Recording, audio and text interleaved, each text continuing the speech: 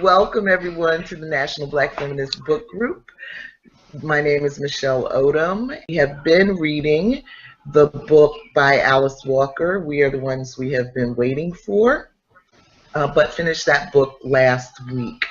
So tonight is really designed as a wrap-up session where we can share any thoughts that we have overall about that book or the book that we read in session 1, which was Danielle McGuire's At the Dark End of the Street. And I also have a couple of questions to pose to the group. You can find us on Google+, the National Black Feminist Book Group, or on YouTube, where all of our videos are housed, or on Facebook. And you're welcome to join. I think I may have said that my name is Michelle Odom, and I am a co-host of the book group located in New York. So let's go around and have everyone introduce yourselves, starting with Georgette. Hello, everyone. My name is Georgette Moses, and I'm participating from Columbia, South Carolina. Joel Jones from Charleston, South Carolina.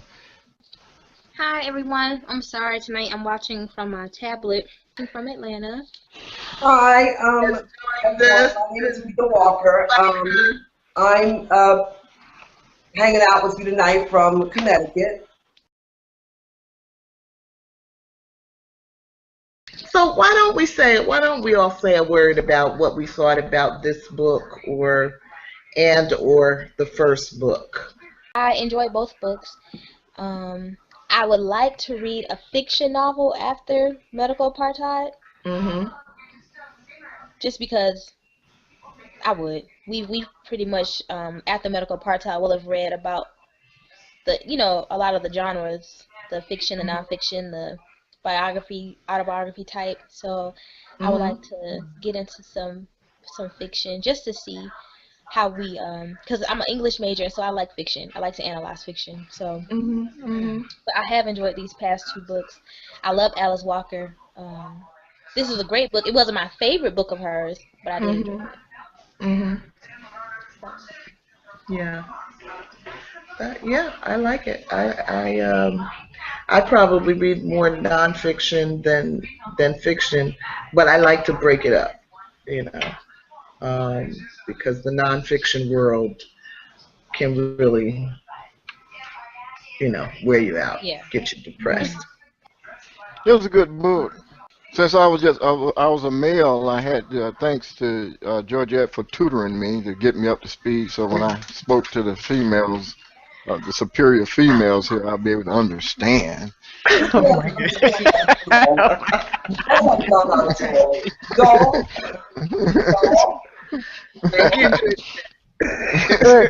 Look, don't you believe that this man has a great emotional intelligence? He's just humble.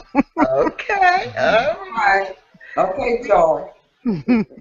We know he has to be special to show up here. That's right. Very special. And we appreciate it. But I can't believe we're finished with this book. It's been a long time.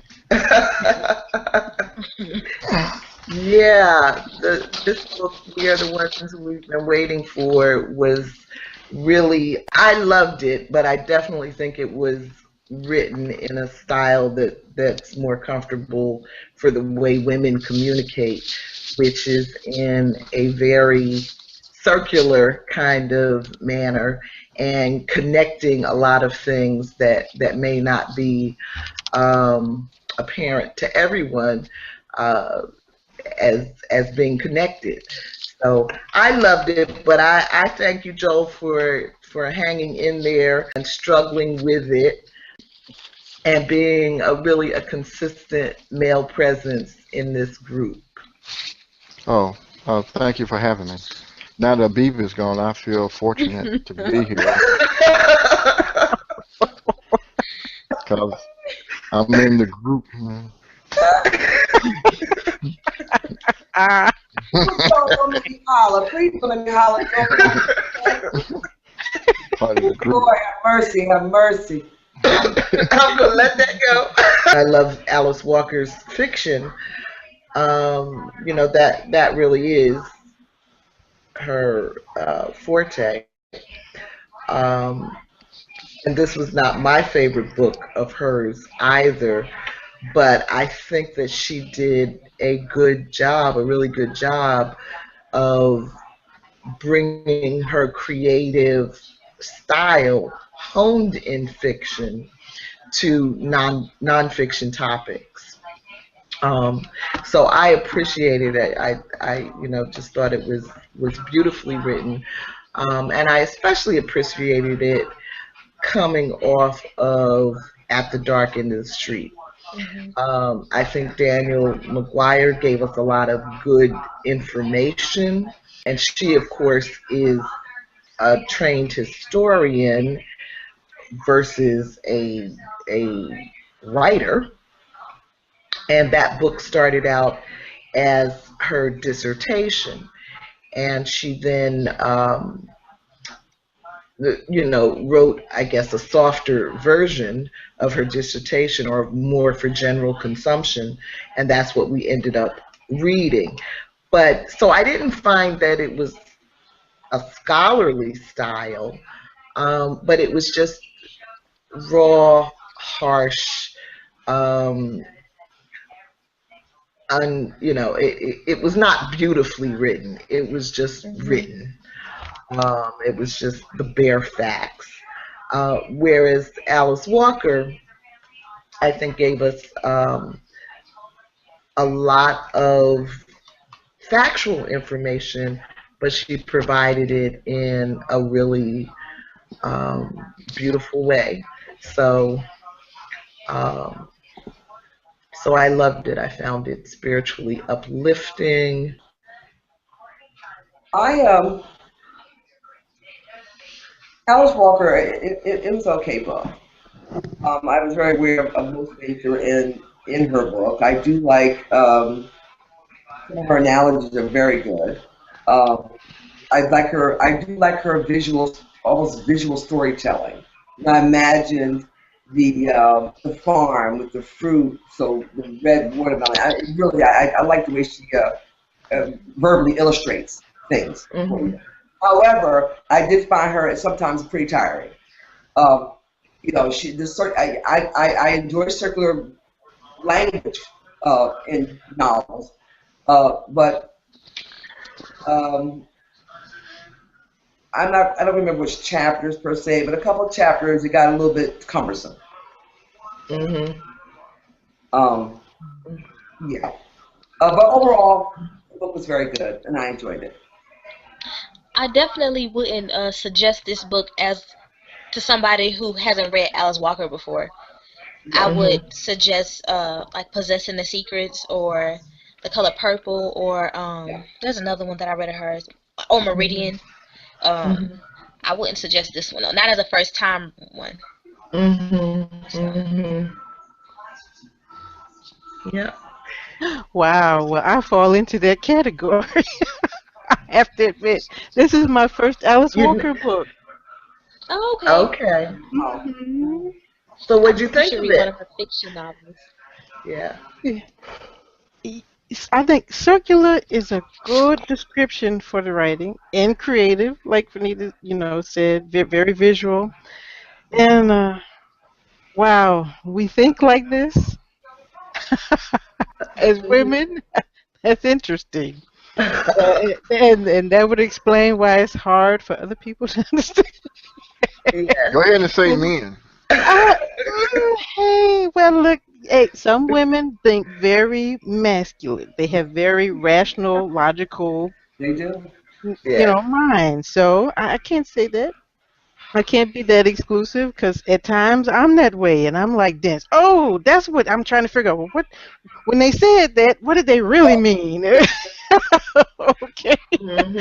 And how am I supposed to act now? Okay, well, if I act this way, will they think I'm such and such? But we'll go through that. But it was That's definitely a just contrast. too much energy. Too much energy. Jesus. Oh, man. Well, she's had a lot of practice. She's had a lot of practice. Yes. You know, it was I have been reading textbooks for the last 6 or 7 years. Took me 30-something years to get a degree, but I finally got it. But I love it. Congratulations. Congratulations. yeah, but thank you. But and the reason why I joined the book club is that I've been a lot of places in the military, but I don't read things past a magazine. You understand what I'm saying? Or it was a textbook, and so I'm not very well learned on novels. It's very difficult for me to sit down and read novels, and this was just like sitting on nails. So, but if you're gonna be a well-rounded person, I feel that you have to be, you have to read, books and novels. So this is one way I could do it and get some help doing it because I don't have an attention span that way. And it's kind of like a classroom setting. I have to prepare myself. Sad to say that, if it's in the book and it's an academic book, I enjoy reading it because I'm reading for facts. But reading for pleasure other than information is not something I grew up on. It just wasn't important in my house because my parents were factory workers, and we didn't, it just wasn't introduced to me. So it's a self-actualization for me. So this is good. Excellent. Yeah. I mean, I think. Well, I think you're going to enjoy the next book. Yeah, it's in my career field. Medical Okay. apartheid. Yeah, I'm Okay. human Are services. are you a medic? Yeah. No, human services. Human services. Okay. Yeah. Hmm. Yeah. I mean, I think we live in a very fact-based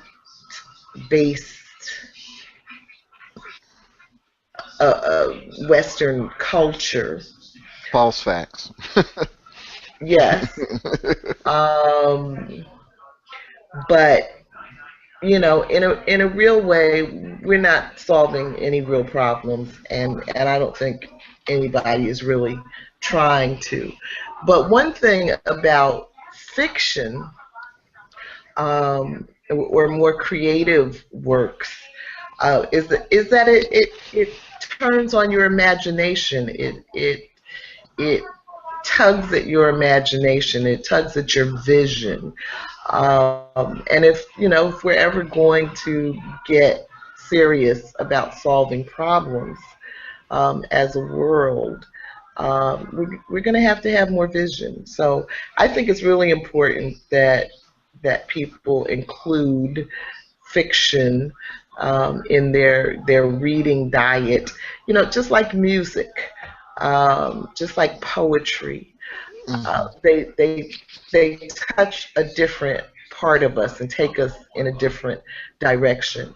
And as a Western culture, we're really stuck, or imbalanced in that way. So I applaud you, Joelle, for stepping outside your comfort zone, and doing that. And really, it's been a pleasure having you in the group.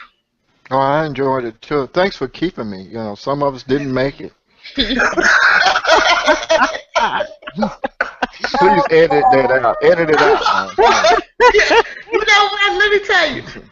As I was walking across the street this afternoon, coming to the location where I am now, I looked down in the middle of the street and I saw a dead squirrel that was flat as a pancake. Oh. And I said, "Oh my God, why, am I having to look at this roadkill?" And then the next thought I had was, well, maybe somebody wants you to know you're crossing the street and you made it. Not everybody did.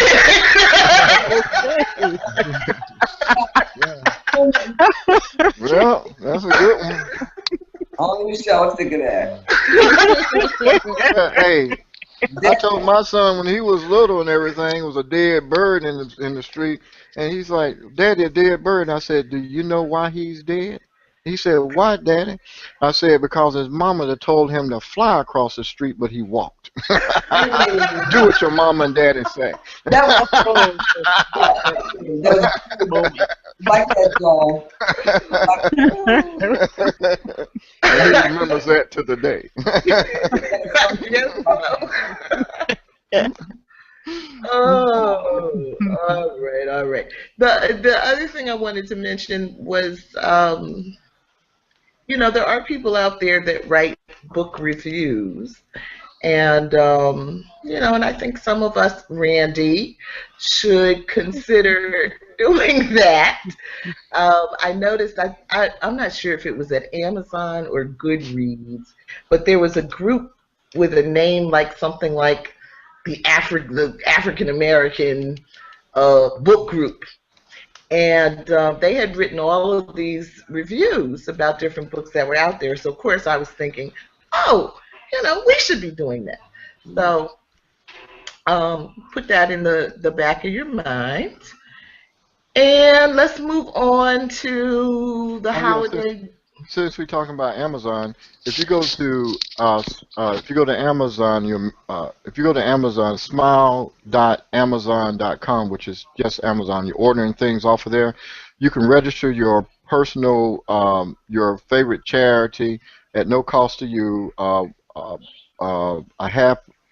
half a percent of everything that you purchase goes to the charity that you choose. Well, that's cool. Oh, cool. Yeah, I gotta check that out. Absolutely.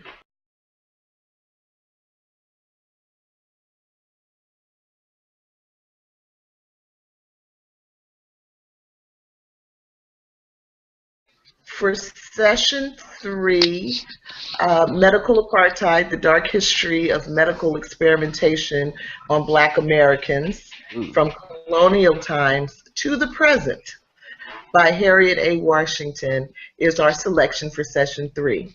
It tied in our first election held at the end of session 1. Michelle plans to moderate the opening meeting, but please take a look at the chapters and let her know which ones you would like to moderate by mid-December if you can.